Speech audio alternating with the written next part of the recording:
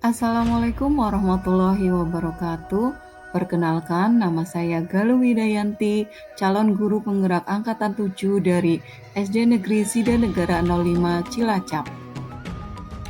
Video kali ini berisi dokumentasi aksi nyata saya tentang penerapan keyakinan kelas di sekolah saya.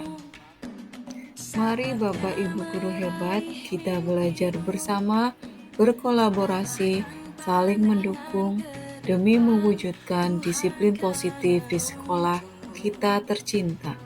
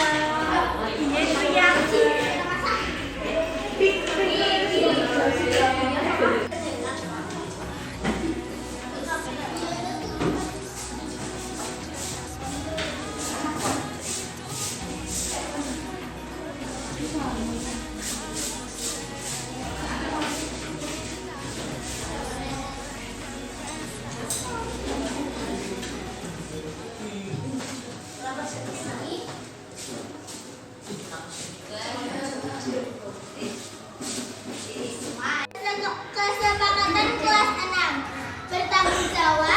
Bertanggung jawab, percaya diri dan melakukan hal yang bermanfaat. Bekerja sama, saling tolong menolong dengan teman, tidak saling mengejek dan membuli, disiplin, tertib, saling menghargai, disiplin, percaya diri, saling menghargai antar teman, saling menjaga kebersihan lingkungan sekolah, berusaha dan kuat, tidak menghina, saling menghargai, tidak menyontek, saling bekerja sama.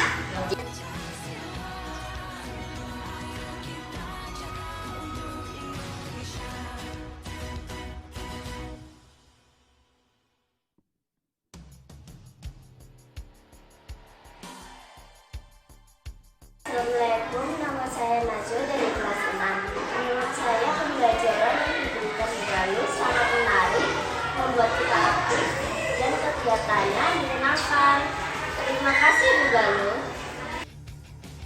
Berikut video diseminasi aksi nyata topik 1.4 menyebarkan pemahaman dan pengalaman penerapan budaya positif di sekolah saya. Makan nasi menggunakan sambal bacang. Tidak lupa pakai santan daun katup. Kepada Bapak Ibu guru sekalian, tak lupa saya ucapkan Assalamualaikum warahmatullahi wabarakatuh. Waalaikumsalam warahmatullahi wabarakatuh.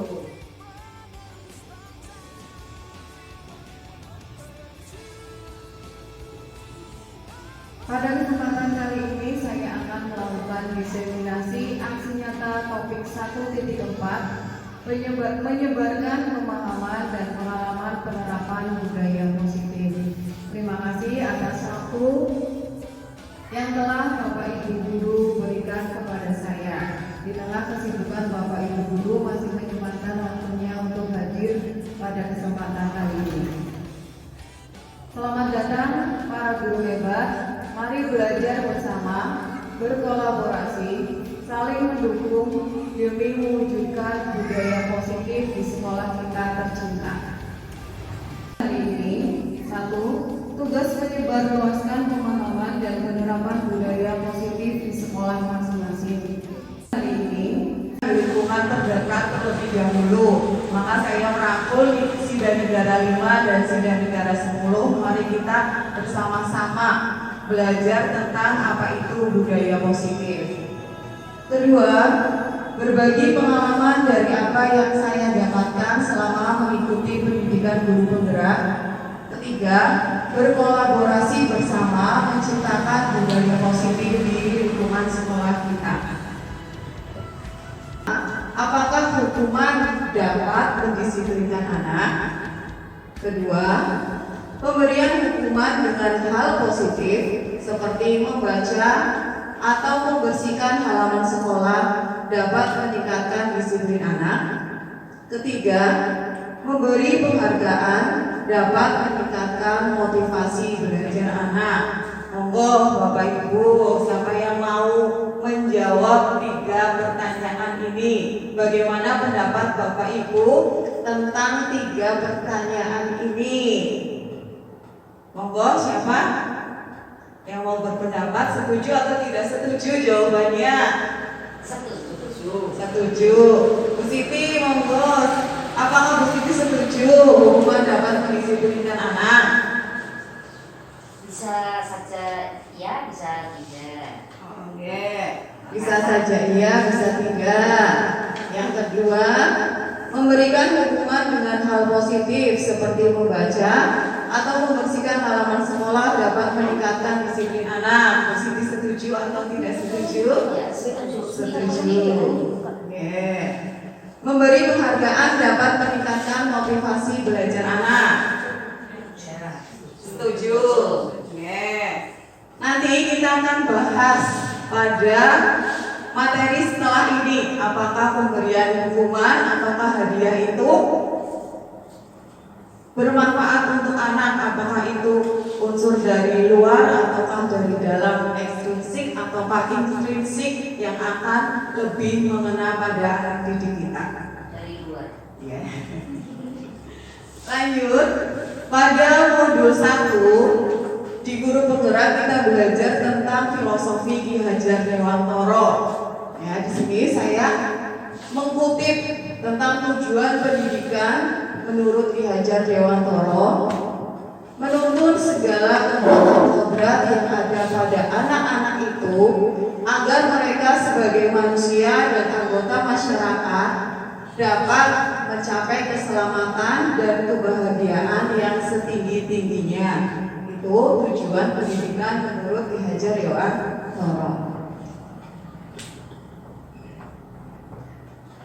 Pendidikan harus disesuaikan dengan kodrat alam dan kodrat zaman.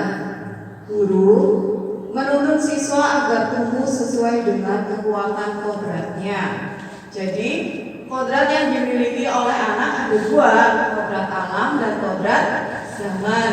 Kita tidak bisa memungkiri itu, ya. Karena zaman kita kecil dengan zaman anak-anak sekarang pasti berbeda. Jadi setiap anak tumbuh dengan zamannya masing-masing. Jadi kita sebagai pendidik harus mengikuti zaman anak, bukan anak yang mengikuti zaman kita.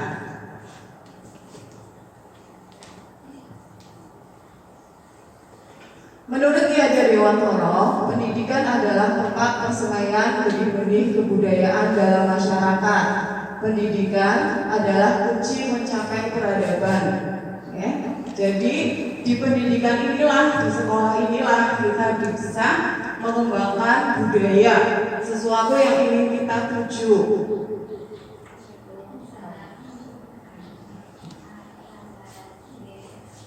Lanjut.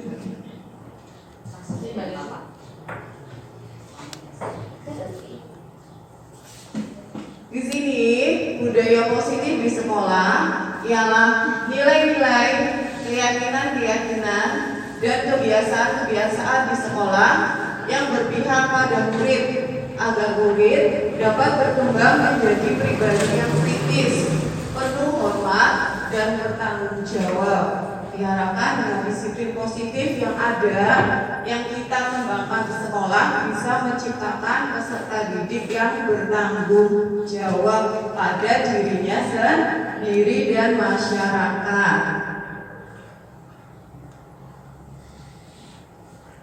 Konsep utama budaya positif itu ada 6. 1. Perubahan paradigma belajar, disiplin positif, kebutuhan dasar manusia, motivasi perilaku manusia, posisi kontrol restitusi, dan yang terakhir segitiga restitusi.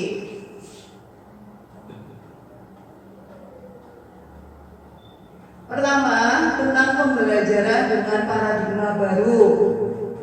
Pembelajaran paradigma baru dirancang dengan pembelajaran yang terdiferensiasi sesuai dengan kebutuhan dari tiap tahap perkembangan untuk mewujudkan profil pelajar Pancasila. Seperti kurikulum yang sedang berjalan saat ini, kita diharapkan dapat mewujudkan peserta didik yang sesuai dengan profil pelajar Pancasila. Ada 6 dimensi yang sudah kita ketahui pada profil pelajar Pancasila. 1. Beriman dan bertakwa kepada Tuhan Yang Maha Esa serta berakhlak mulia. Yang kedua, berkebinekaan global. 3. Bergotong royong. Yang keempat, kreatif, bernalar kritis, dan terakhir adalah peserta didik yang mandiri.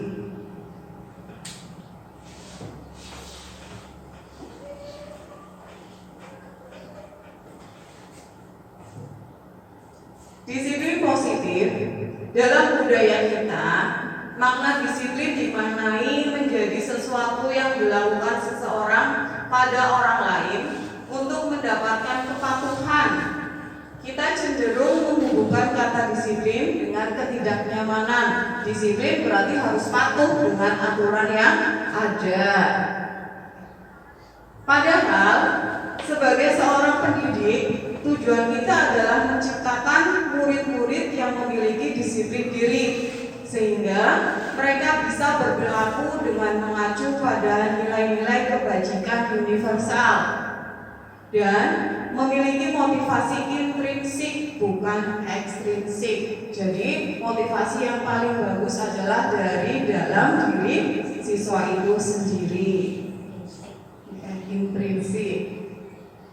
Disiplin positif merupakan salah satu cara menerapkan disiplin yang bertujuan untuk menumbuhkan kesadaran murid untuk melawan sesuatu tanpa sokongan, tanpa ancaman maupun hukuman. Jadi mereka secara sadar melakukan apa yang seharusnya mereka lakukan.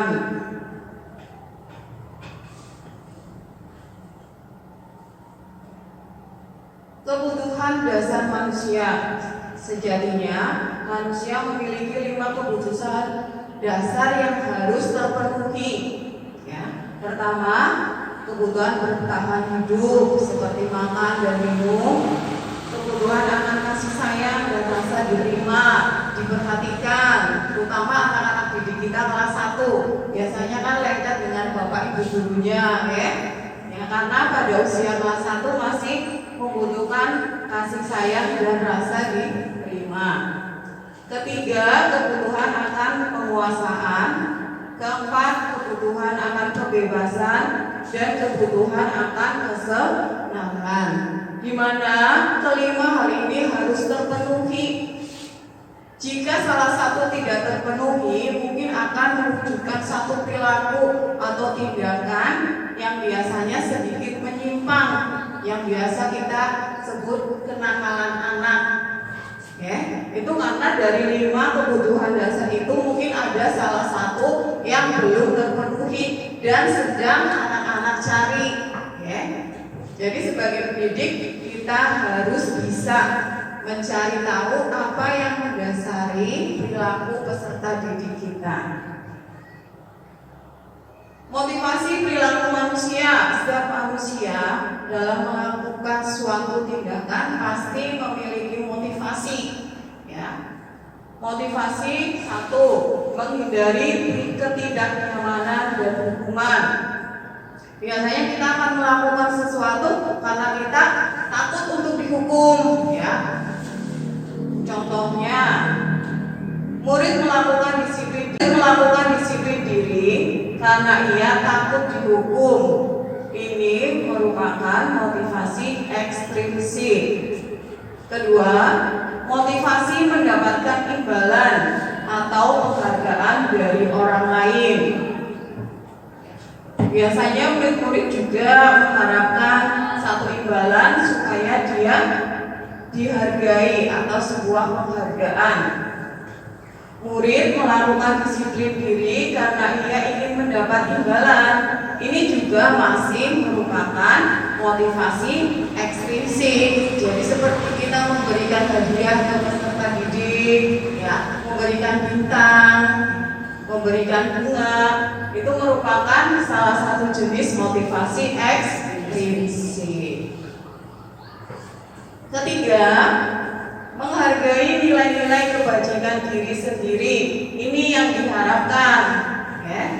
Murid melakukan disiplin diri karena sadar akan nilai kebajikan dirinya.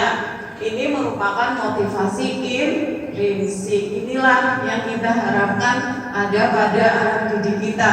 Motivasi itu datang karena sadar akan nilai dari kebajikan dirinya sendiri.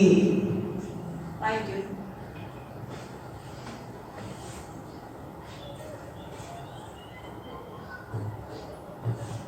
Konsep disiplin nanti akan dibedakan menjadi dua. Yang pertama adalah identitas gagal dan identitas sukses. Kita pelajari yang pertama adalah identitas gagal. Kenapa suatu konsep disiplin bisa dikatakan gagal? Ya, karena berupa hukuman. Kenapa hukuman? Karena hukuman itu bersifat menyakitkan, membuat siswa merasa tidak nyaman, murid menjadi takut, bersifat memaksa, murid cenderung menyembunyikan kesalahan karena takut akan dihukum, dan terakhir murid menjadi rendah diri. Ya, kenapa dikatakan gagal? Karena efeknya yang tidak baik untuk siswa itu sendiri. Penghargaan tidak efektif, akan merusak hubungan atau memunculkan rasa iri. Anak yang tidak pernah mendapatkan hadiah, ya mungkin akan timbul rasa iri, atau malah dia kurang termotivasi, jadi akhirnya kurang semangat mengikuti pelajaran. Itu salah satu dampak tidak baik dari penghargaan. Mematikan kreativitas, yaitu karena anak merasalah aku tidak dapat hadiah, nanti paling anak itu yang nanti akan dapat hadiah dari Bu Guru karena gambarnya paling bagus. Ya, seperti itu ya Bu. Menghukum dengan sistem ranking dan merampas hak menghargai dirinya.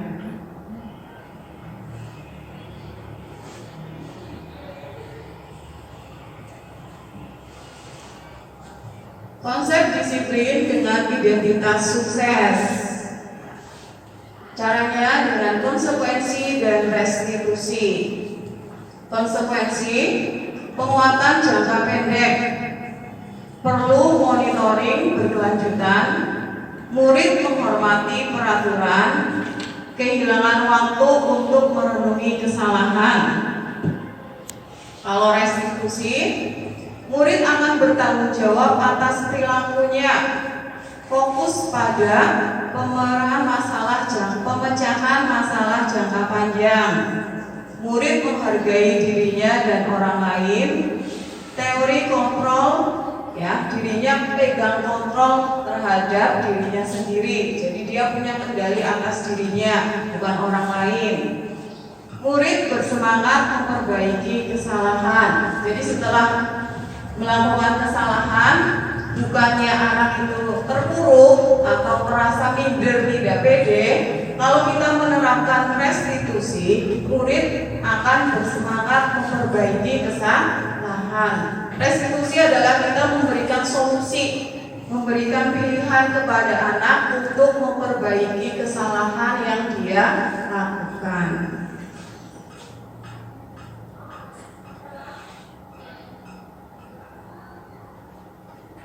Konsep disiplin pendekatan restitusi, sebuah cara menanamkan disiplin positif pada murid.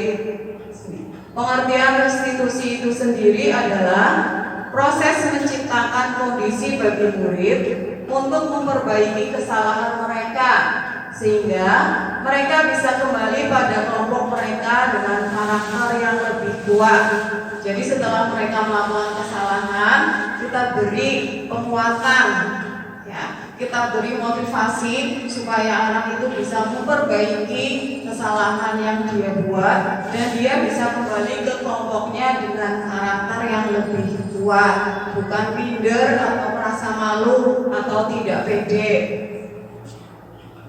Ciri-ciri restitusi bukan menebus kesalahan, namun siswa belajar dari kesalahan. Restitusi akan memperbaiki kesalahan. Seorang guru akan memberikan tawaran, bukan paksaan. Menuntut untuk melihat ke dalam dirinya. Mencari kebutuhan dasar yang mendasari tindakan. Jadi kalau tadi setiap tindakan anak pasti punya motivasinya sendiri. Saat anak melakukan kesalahan, kita harus menggali motivasi apa sih yang sebenarnya ingin dia penuhi dari melakukan perbuatan tersebut. Restitusi juga fokus pada karakter, bukan pada tindakan. Dan yang terakhir, kita harus menguatkan dan fokus pada solusi. Ya, pemecahan masalah bukan dibiarkan begitu saja. Tapi dengan restitusi kita harus menyelesaikan permasalahan yang anak lakukan.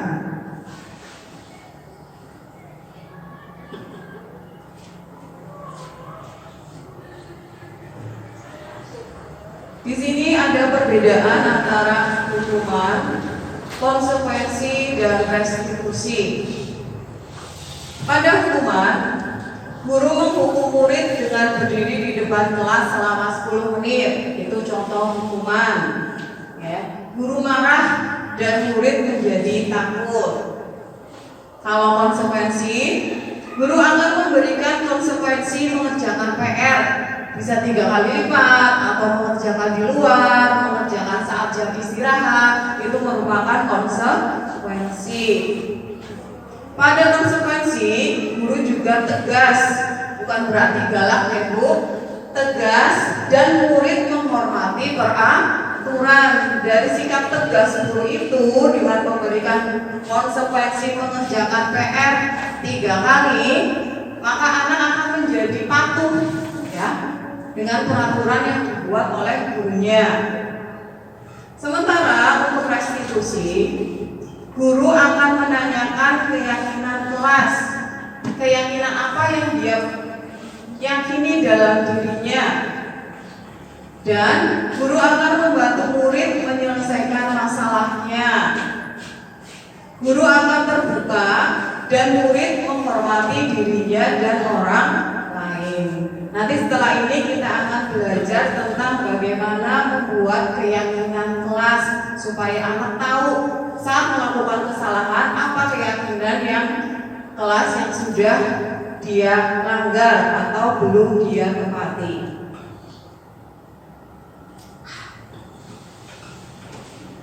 Coba, tadi kan Bapak Ibu guru sudah belajar tentang hukuman, konsekuensi, restitusi.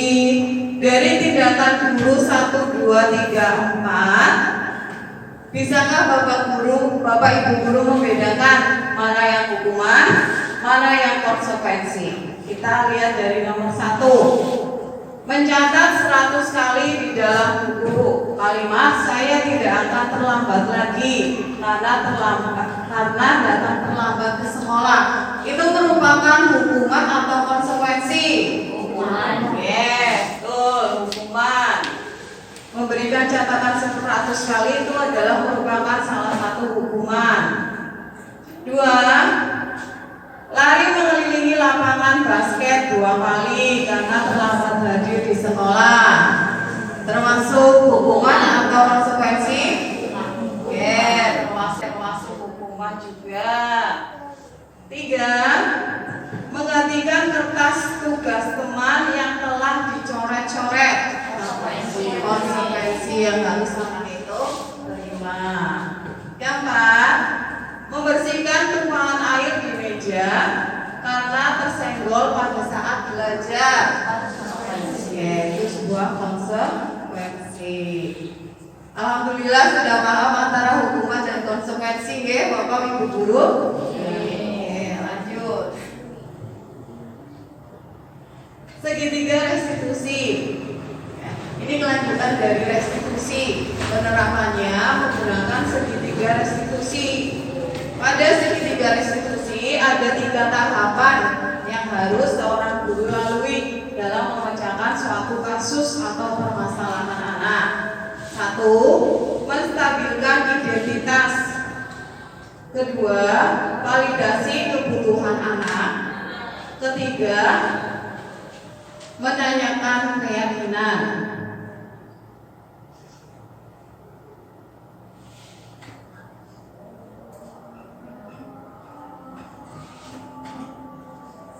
Pada tahap menstabilkan identitas, di sini guru harus meyakinkan kepada siswanya bahwa tidak ada manusia yang sempurna. Saat anak melakukan kesalahan, kita tidak langsung menghati kalau dia salah. Kita meyakinkan dia bahwa di dunia ini tidak ada manusia yang sempurna. Ibu bapak guru juga pernah membuat kesalahan. Tidak hanya kamu yang pernah berbuat salah, bapak ibu guru juga pernah melakukannya. Kita tidak mencari siapa yang salah, tapi mencari solusi. Jadi saat mengetahui satu kasus, anak itu kita panggil, penyelesaian yang pertama adalah menstabilkan. Jadi biarkan anak itu bobong dulu, istilahnya kita, ya. Biarkan anak itu aduk dulu, ya, dengan cara ngomong bahwa manusia itu tidak ada yang sempurna, tidak hanya kamu saja yang pernah salah, bapak ibu guru juga pernah salah. Sehingga setelah seperti itu, kondisi anak sudah tenang, kita lanjut ke validasi kebutuhan. Pada validasi kebutuhan, seseorang tidak pernah mengambil pilihan terburuk. Kita yakini, ya, kita kuatkan dia bahwa apa yang dia pilih, motivasi yang dia lakukan, tindakan yang dia lakukan itu baik. Kita yakinkan dia dulu bahwa itu baik. Ada seseorang yang bisa melakukan hal yang lebih buruk dari ini. Jadi anak merasa tidak terintimidasi, ya, karena kita legowo dulu, ya, membobongkan hati anak didik dulu. Setelah validasi kebutuhan, kita baru menanyakan keyakinan, menanyakan motivasi apa sih yang dia yakini untuk melakukan hal tersebut. Pasti kan anak punya alasan kenapa dia bisa berkelahi, kenapa dia datang terlambat. Kita tanyakan terlebih dahulu alasan dia. Lalu kita menanyakan nilai-nilai kebajikan individu. Berbicara dengan tenang dan tidak menyalahkan.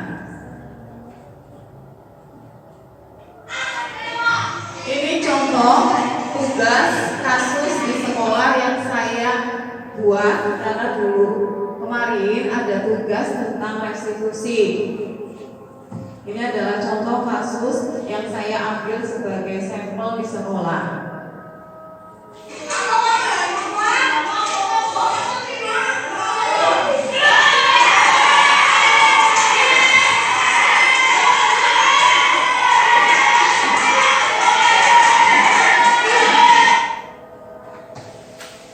Kasus yang sering kita jumpai, Ibu, ya, pasti ada anak yang berkelahi di sekolah. Dari kasus ini, bagaimana segitiga restitusi, bagaimana cara kita menerapkannya pada segitiga restitusi.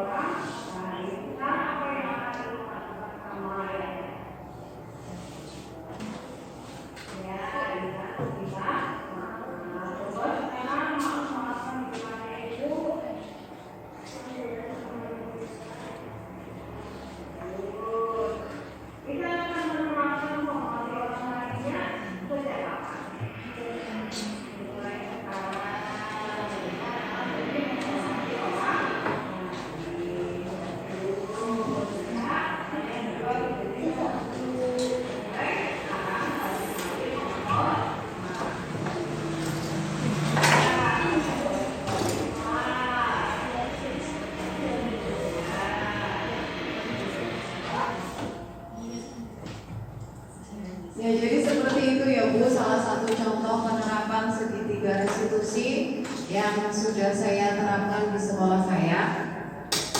Di sini salah satu motivasi anak melakukan suatu tindakan biasanya karena mereka merasa sedih dan kesepian. Kalau anak merasa sedih dan kesepian, itu akan menggambarkan satu kebutuhan cinta dan yang tidak terpenuhi, ya. Jadi anak itu perlu kasih sayang, perlu perhatian yang mungkin dia kurang mendapatkan di lingkungan keluarganya, ya. Yang kedua, kalau anak merasa marah, ya, itu anak butuh akan kekuatan. Kemarahan menandakan kebutuhan akan kekuatan. Jadi merasa dia kurang berkuasa. Jadi dia akan marah karena merasa tertindas dengan orang lain, merasa dirinya tidak dihargai oleh orang lain. Padahal kebutuhan itu ingin diperoleh oleh anak itu. Yang ketiga, perasaan tertekan, sesak, atau terbebani merupakan sinyal dari kebutuhan akan kebebasan. Biasanya anak merasa bosan atau jenuh, ya, itu karena anak kurang mendapatkan kebutuhan akan kebebasan yang seharusnya mereka dapatkan. Sebagai seorang pendidik, kita memiliki 5 posisi kontrol. 1. Posisi kontrol sebagai penghukum. 2. Posisi kontrol sebagai pembuat rasa bersalah. 3. Sebagai teman. 4 sebagai pemantau, dan 5 sebagai manajer. Jadi kita nanti bisa lihat posisi kontrol kita itu selama ini ada di mana, apakah ada di penghubung, apakah ada di teman, ataukah kita sudah sampai pada tahap manajer. Yang diharapkan yang terbaik ada pada seorang guru adalah posisi kontrol pada tahap manajer. Sekarang kita akan paparkan apa itu penghubung dan apa itu manajer. Pertama adalah penghubung. Posisi kontrol seorang guru sebagai penghubung. Seorang penghubung bisa menggunakan hukuman fisik maupun verbal. Jadi bisa dengan fisik atau dengan kata-kata, kalimat yang bisa menyakitkan anak. Orang-orang yang menjalankan posisi penghubung senantiasa mengatakan bahwa sekolah memerlukan sistem atau alat yang dapat lebih menekan murid-murid lebih dalam lagi. Guru-guru yang menerapkan posisi penghubung akan berkata, patuhi aturan saya atau awas ya, kamu selalu saja salah, pasti selalu yang terakhir selesai. Guru seperti ini senantiasa percaya hanya ada satu cara agar pembelajaran bisa berhasil, yaitu cara mengancam. Itu adalah posisi kontrol kita sebagai penghubung. Kedua, posisi kontrol sebagai pembuat rasa bersalah. Pada posisi ini, biasanya guru akan bersuara lebih lembut dibanding penghubung. Kalau penghubung pasti dengan marah-marah. Pada posisi rasa bersalah, suara guru akan lebih lembut. Pembuat rasa bersalah akan menggunakan keheningan yang membuat orang lain merasa tidak nyaman, bersalah, atau rendah diri. Kata-kata yang keluar dengan lembut, contohnya, ibu sangat kecewa sekali dengan kamu. Berapa kali bapak harus memberitahu kamu ya? Gimana coba kalau orang tua kamu tahu kamu berbuat begini? Di posisi ini, murid akan memiliki penilaian diri yang buruk tentang diri mereka. Jadi mereka merasa bersalah dengan apa yang mereka sudah lakukan. Murid merasa tidak berharga dan merasa telah mengecewakan orang-orang yang mereka sayangi. Pada posisi kontrol teman, guru pada posisi ini tidak akan menyakiti murid, namun akan tetap berupaya mengontrol murid melalui persuasi. Posisi teman pada guru bisa negatif ataupun positif. Positif di sini berupa hubungan baik yang terjalin antara guru dan murid. Ya, saat gurunya menjadi seorang teman, pasti akan memiliki hubungan yang jauh lebih dekat dengan muridnya. Guru di posisi teman menggunakan hubungan baik dan humor untuk mempengaruhi seseorang. Kata-kata yang biasa keluar saat memposisikan sebagai seorang teman adalah, ayo bantulah demi bapak ya. Ayo, ingat tidak bantuan bapak selama ini? Ya, sudah kali ini tidak apa-apa, nanti ibu bantu membereskan. Hal negatif dari posisi teman adalah bila suatu saat guru tersebut tidak membantu, maka murid akan kecewa dan berkata, saya pikir bapak atau ibu teman saya. Di sini murid akan merasa dikecewakan dan tidak mau lagi berusaha. Hal lain yang mungkin timbul adalah murid hanya akan bertindak untuk guru tertentu dan tidak untuk guru lainnya. Jadi kalau dia sudah cocok dengan satu guru, dia hanya mau mematuhi satu guru itu saja. Dan saat guru yang lain memberitahu, anak tidak akan mendengarkan. Ini adalah kelemahan dari posisi kontrol guru sebagai seorang teman. murid akan tergantung pada guru tersebut. Guru yang dia pilih hanya akan percaya kepada satu guru tersebut. Ya, ini adalah kelemahan dari posisi kontrol sebagai seorang teman. Yang keempat, sebagai seorang pemantau. Memantau berarti mengawasi. Pada saat kita mengawasi, kita bertanggung jawab atas perilaku orang-orang yang kita awasi. Posisi pemantau berdasarkan pada peraturan-peraturan dan konsekuensi. Dengan menggunakan sanksi atau konsekuensi, kita dapat memisahkan hubungan pribadi kita dengan murid. Sebagai seseorang yang menjalankan posisi pemantau, pertanyaan yang diajukan seorang pemantau akan melakukan kesalahan, gurunya akan menanyakan peraturannya apa yang telah kamu lakukan, sanksi atau konsekuensinya apa. Ya, jadi seorang guru sebagai posisi pemantau, dia akan menanyakan peraturan dan konsekuensi apa yang telah dia langgar. Seorang pemantau sangat mengandalkan perhitungan, catatan, data yang dapat digunakan sebagai bukti atas perilaku seseorang. Posisi ini menggunakan stiker, slip catatan, daftar cek.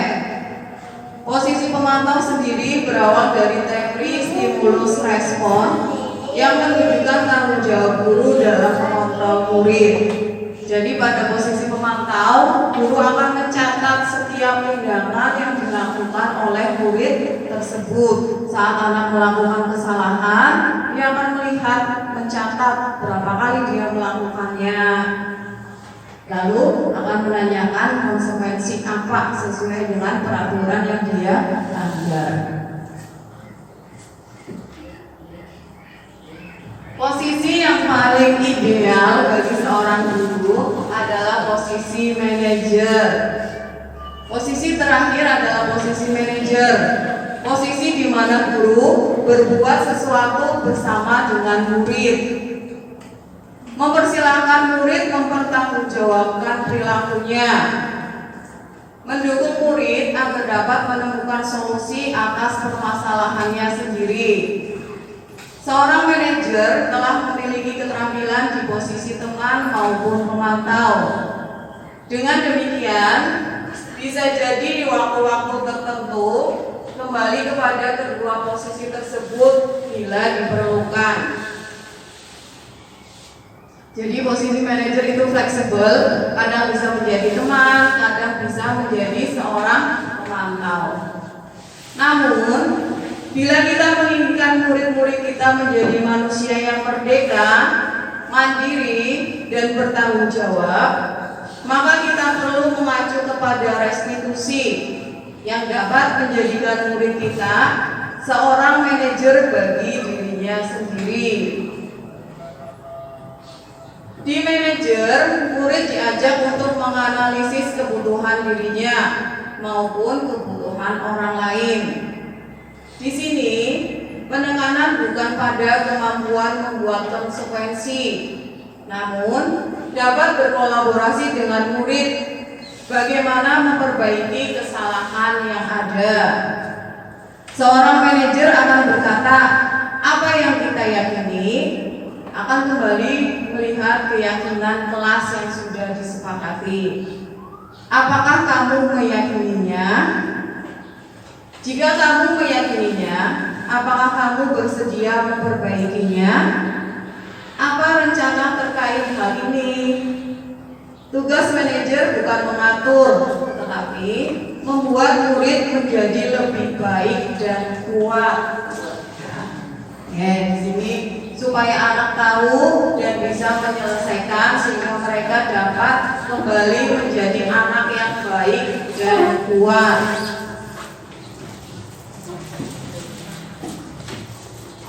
Bisa jadi dalam praktik penerapan disiplin sehari-hari, kita akan kembali ke posisi teman atau pemantau karena murid yang ditangani belum siap diajak diskusi atau diundang melakukan restitusi. Ya, jadi untuk menuju sebuah manajer kita bisa lakukan secara bertahap, melihat kondisi kelas kita apakah sudah bisa menerapkan restitusi itu ataukah belum. Karena restitusi adalah sebuah diskusi antara guru dengan murid untuk mencapai penyelesaian yang terbaik. Namun perlu disadari tujuan akhir dari 5 posisi kontrol seorang guru adalah pencapaian posisi manajer, di mana di posisi inilah murid dapat menjadi pribadi yang mandiri, merdeka, dan bertanggung jawab atas segala perilaku dan sikapnya, yang pada akhirnya dapat menciptakan lingkungan sekolah yang positif, nyaman, dan aman.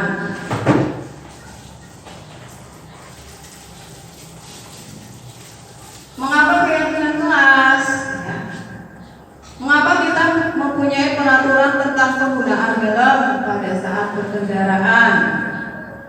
Mengapa kita mempunyai peraturan tentang menggunakan masker dan mencuci tangan setiap saat? Pasti kita punya alasan yang lebih daripada hanya melaksanakan peraturan. Pasti kita menggunakan helm ya yang pertama demi keselamatan kita. Kita memakai masker pada saat pandemi COVID ya untuk kesehatan, untuk keselamatan dan untuk kesehatan itulah yang dinamakan universal. Jadi pemikirannya yang lebih luas, bukan hanya mematuhi peraturan supaya saya tidak dihukum. Pada keyakinan kelas itu lebih bersifat abstrak daripada peraturan. Peraturan sifatnya lebih rinci dan konkret. Keyakinan kelas berupa pernyataan-pernyataan universal. Pernyataan keyakinan kelas senantiasa dibuat dalam bentuk positif. Keyakinan kelas sebenarnya tidak terlalu banyak sehingga mudah diingat dan dipahami oleh semua warga kelas. Keyakinan kelas sebaiknya sesuatu yang dapat diterapkan di lingkungan tersebut. Semua warga kelas hendaknya ikut berkontribusi dalam pembuatan keyakinan kelas lewat kegiatan curah pendapat. Ini contohnya keyakinan kelas di kelas atas dan di kelas bawah. Di kelas atas bisa selalu berpikir positif, senantiasa menjadi terbaik, saling menghormati dan menghargai, tolong-menolong, peduli, jujur, memiliki komitmen terhadap tugasnya. Di kelas bawah, keyakinan kelas bisa berubah. Setiap anggota kelas perlu belajar. Setiap anggota kelas perlu disiplin, perlu peduli. Setiap anggota kelas merasa aman dan setiap anggota kelas perlu saling menghargai.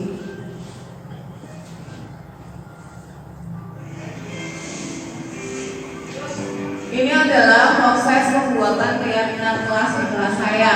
Pertama yang saya lakukan adalah menayangkan supaya anak bisa melihat bagaimana proses membuat keyakinan kelas. Setelah anak paham, kita sediakan satu kertas supaya anak menuliskan keyakinan apa yang ingin ada pada kelas mereka.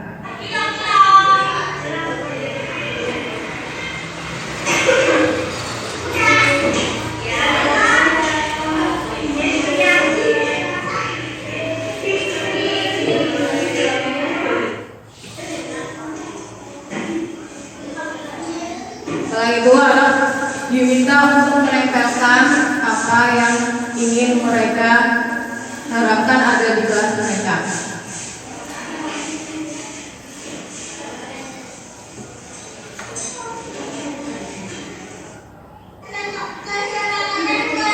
Ini adalah hasilnya. Bertanggung jawab, percaya diri, dan melakukan hal yang bermanfaat. Bekerja sama, saling tolong-menolong dengan teman, tidak saling mengejek dan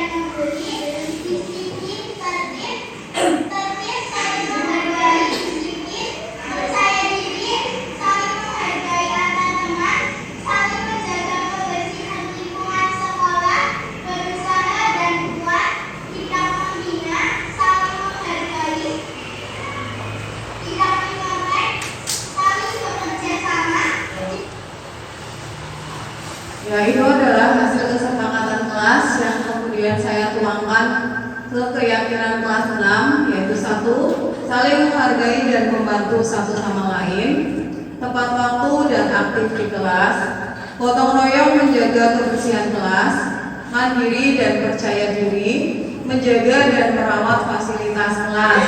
Ini adalah 5 keyakinan kelas yang dibuat di kelas saya dan harus anak-anak yakini. Ini adalah dokumentasi pembuatan keyakinan kelas. Kita sampai pada kesimpulan. Jadi, budaya positif harus dibangun untuk menumbuhkan motivasi internal, melaksanakan disiplin positif bagi murid yang nantinya akan ikut berpengaruh pada pencapaian visi dan misi sekolah. Membangun budaya positif tentu saja tidak bisa dilakukan sendiri, melainkan butuh kolaborasi dari semua warga sekolah, mulai dari kepala sekolah, guru, tenaga pendidikan, dan murid. Bahkan dibutuhkan juga dukungan dari orang tua dan komite sekolah. Jadi kita harus berkolaborasi bersama untuk mewujudkan budaya positif demi tercapai visi dan misi sekolah kita. Selanjutnya adalah refleksi. Mohon Bapak Ibu simak video refleksi hari ini.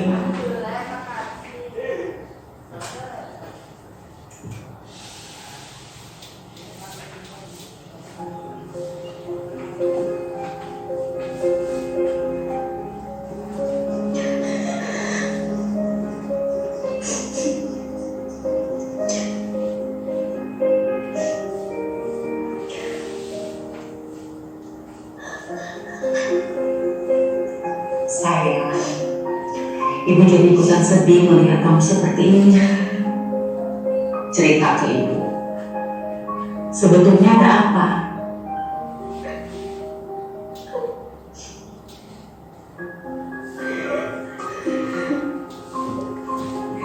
Teman-temannya jahat, Bu. Mereka bilang beberapa aja.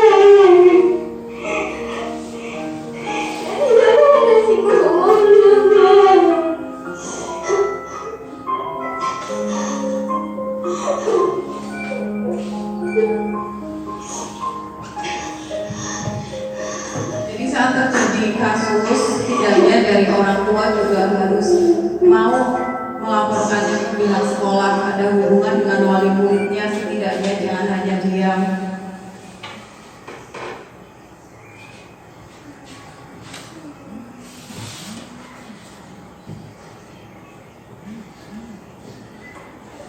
Masih berani daftar lomba gambar? Masa aku minum lomba? Nanti lolos. Dia kerjain aja. Minum lomba. Yuda, hijau, Yoni. Kamu masih sini? Hah? Kalian guru besar sih, Mas. Baiklah.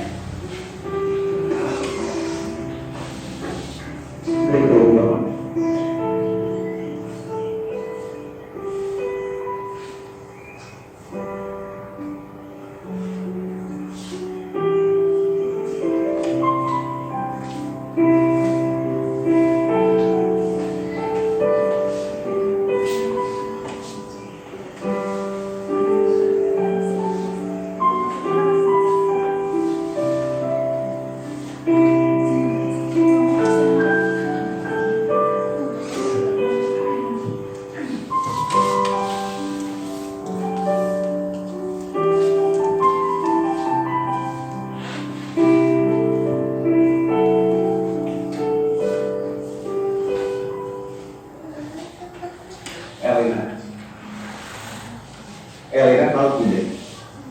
Bapak paling suka gambarin Elena.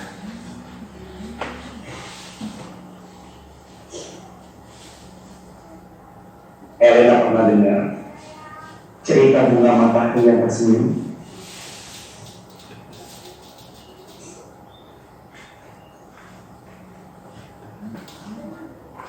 Di sebuah taman sekolah,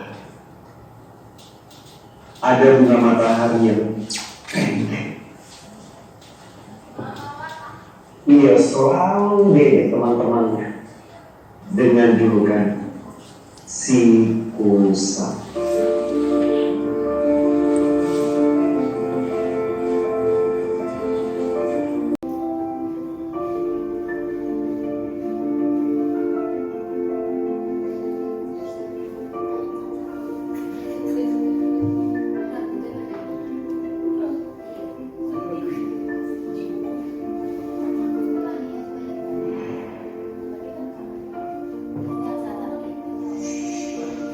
Sampai suatu hari ada sinar matahari yang menyapanya dan mengatakan, kalau ia adalah bunga yang paling indah. Sejak saat itu, ketika bersedih, bunga akan selalu melihat ke arah sinar hangat matahari untuk tersenyum dan mekar-mekar di antara teman-teman.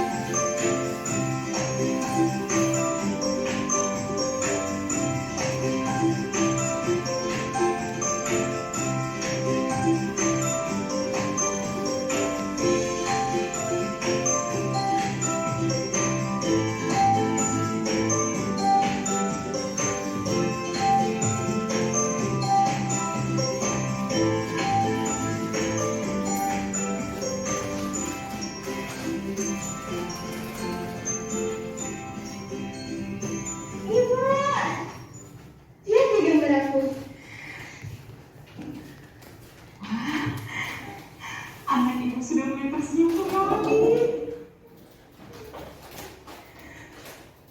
Ayo kita tangan. Ayo.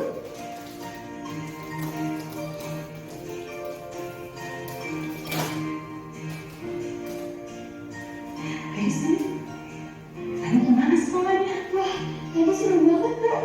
Aku berhasil dapetin kalungnya dan teman-temannya. Anak ibu.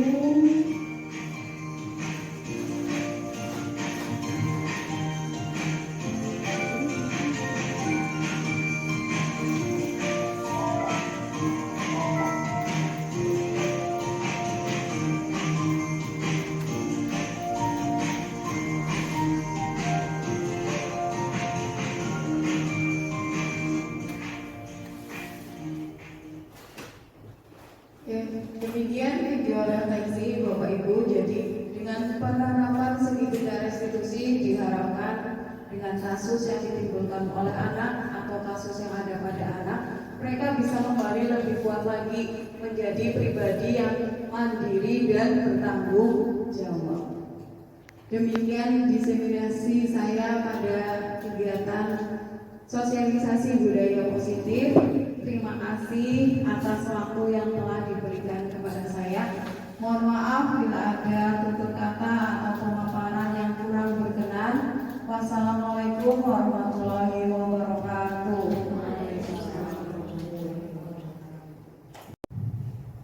Terima kasih pada Bugalo yang telah melakukan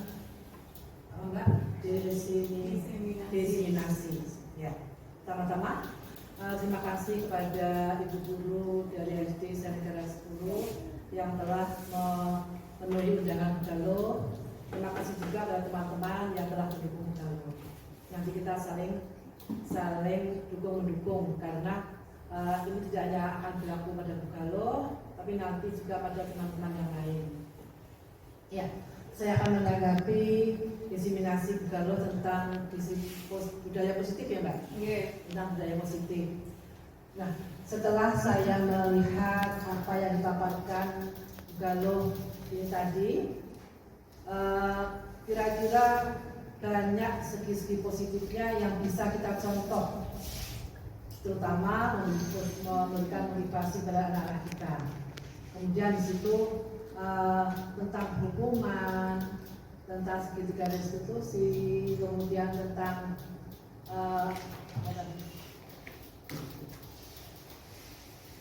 ada hukuman, ada konsekuensi ya. Alhamdulillah tadi teman-teman juga sudah bisa membedakan mana itu yang hukuman, mana itu yang konsekuensi. Nah, kalau hal ini kita terapkan di sekolah kita masing-masing, kira-kira banyak kemajuannya atau banyak kemundurannya? Banyak kemajuannya.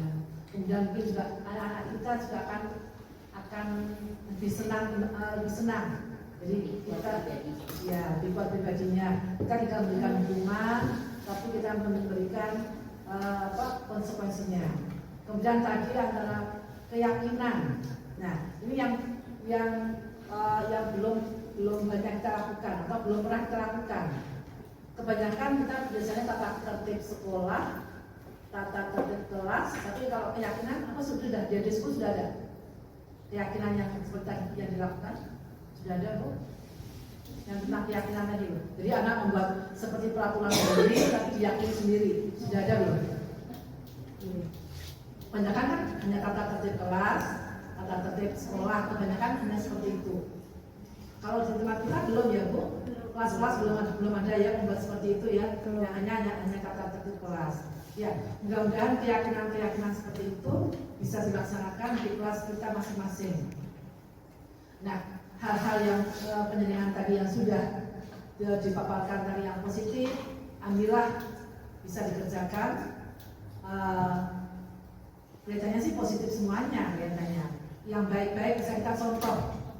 Ya, mudah-mudahan apa yang dipaparkan Galo bisa menginspirasi kita untuk membuat kelas kita seperti itu. Meskipun belum bisa 100% seperti yang diharapkan, tapi paling tidak mendekati. Terutama kalau kita memberikan hukuman pada anak, bukan lagi hukuman, tetapi konsekuensi dan satu lagi apa tadi? Restitusi. Ya, ini memang kalau kita baca di topik PMM semuanya sudah ada semuanya. Ya, memang sebenarnya kalau kita mendengarkan video dari PMM itu hal yang bagus buat kita. Ya, terima kasih Bu Galo yang telah memberikan diseminasinya. Semoga nanti akan muncul guru-guru penggerak dari kedua SD ini lagi. Ya, bukan hanya Bu Galo, tapi guru-guru yang lain akan muncul menjadi guru-guru penggerak. Kiranya hanya ini yang bisa menceritakan saya. Akhirul qouli, wassalamualaikum warahmatullahi wabarakatuh.